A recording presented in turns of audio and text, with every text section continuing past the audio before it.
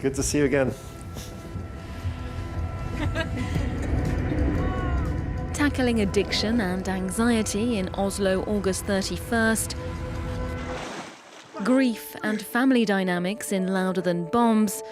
Joachim Trier has now turned his lens on a supernaturally tormented teenager in Thelma. The young director made a name for himself on the festival circuit 10 years ago after his first feature. Now, Thelma's been chosen as Norway's entry for Best Foreign Language Film at the Academy Awards. And 3. So. Joachim Trier, thanks for joining us on France 24. Thanks for having me. Your latest film, Thelma, could be described as having supernatural or fantasy elements. This is a move away from the tone of your previous films. Why did you want to explore this genre?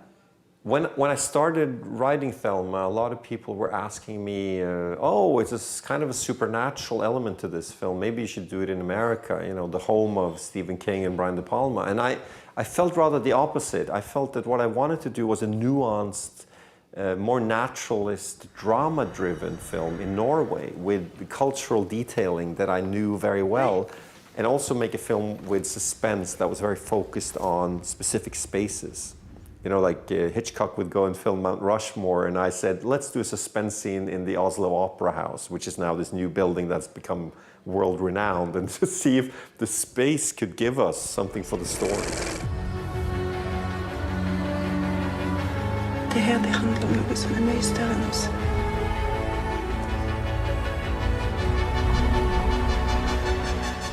But ultimately, when we got into it, I guess we realized, Eskil Vogt and myself, when we were writing, that we're doing another character study. We're doing a film about a young woman who is trying to find out how to love herself, how to accept herself, feeling alienated, not knowing how to become a grown-up individual away from her parents. There was this element of liberation that we didn't want it to be such good taste. We wanted to shoot it in CinemaScope, use the whole screen, do a film that you could enjoy in the cinema in the darkness with loud sound, you know.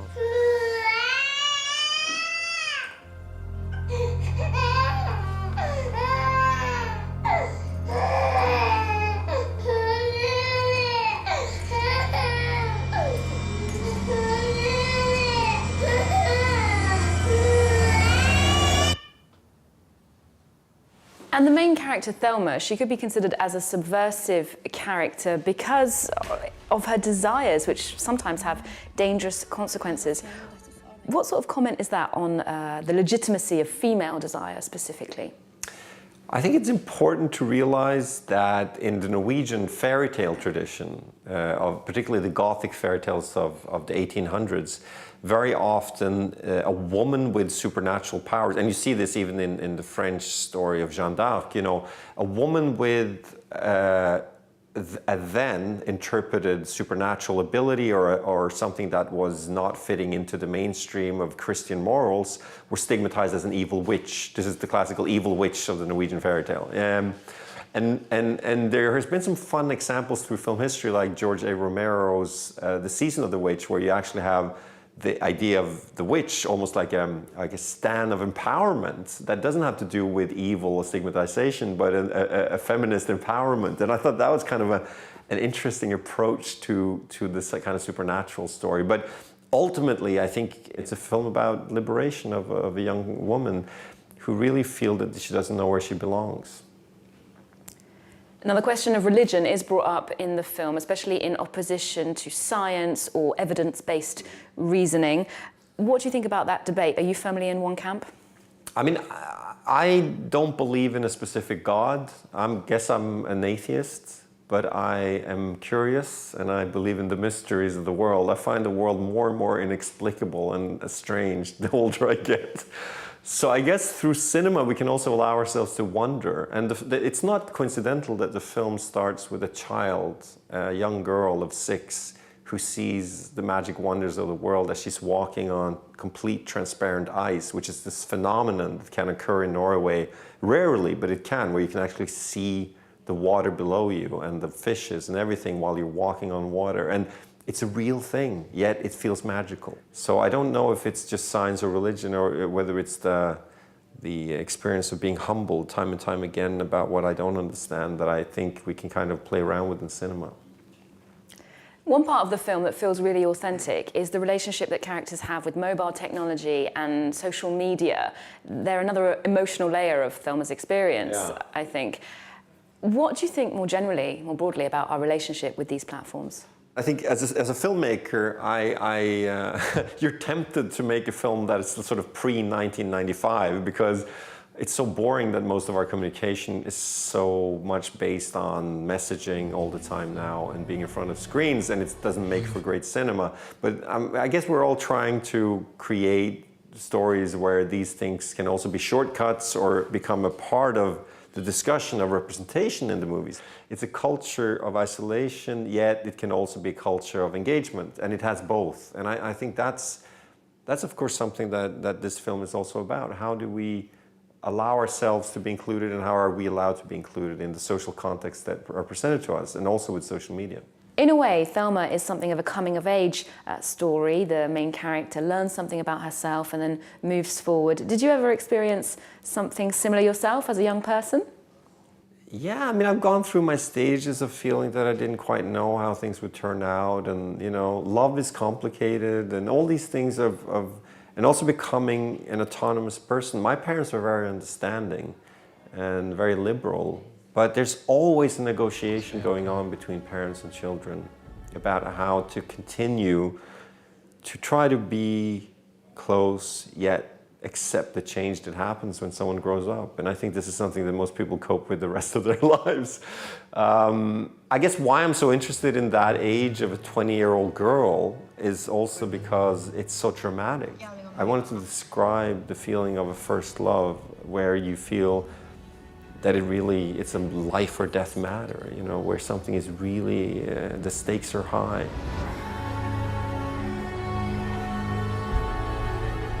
And I think to make films, generally, I'm interested in stories where you can be drawn into the internal.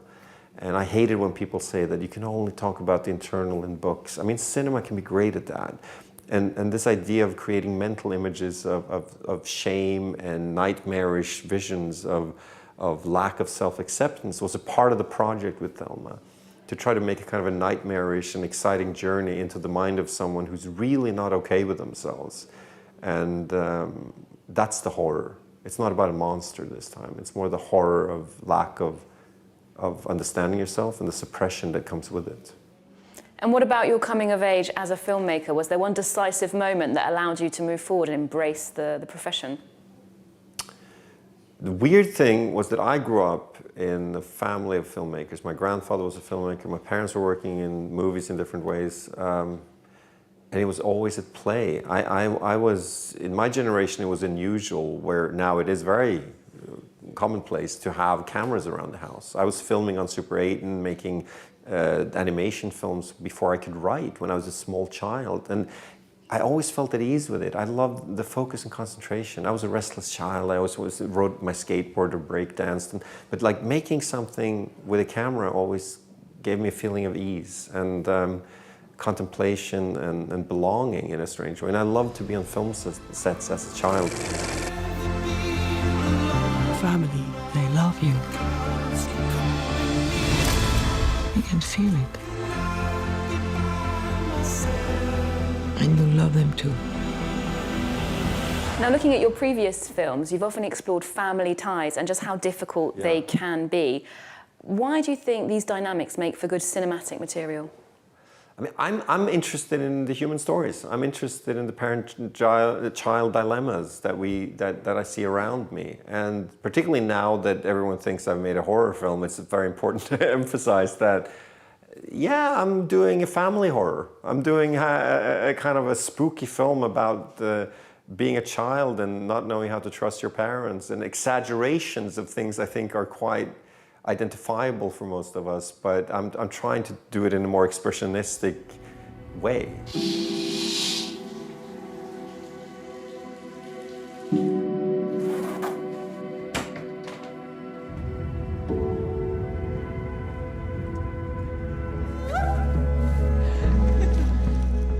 Oslo, August 31st, deals with addiction and rehabilitation, but more broadly with the idea of atonement or second chances.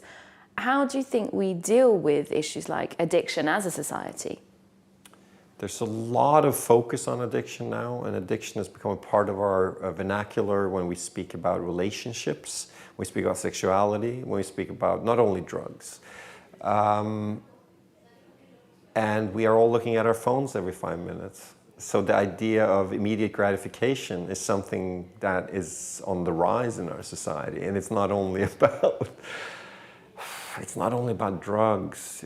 I mean, what I can say politically about it is that I think as a society we should accept the human faults. And it's important to create a system of support for people with addiction problems and be experimental in our treatments of it. Not judge people, be open, and self-acceptance and the acceptance of others is strongly tied together as a society.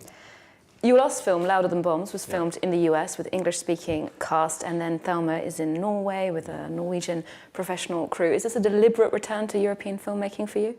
I don't work with the divides of Europe and America. I am a personal filmmaker. I work with a group of people and we do our thing and we explore our themes, and it was good to work in New York and it's good to work in Oslo, and if I'm lucky and fortunate, I hope to do both, in the future. Okay, well, we look forward to seeing more from you. Joachim Trier, thanks so much for joining us. Thank you very much.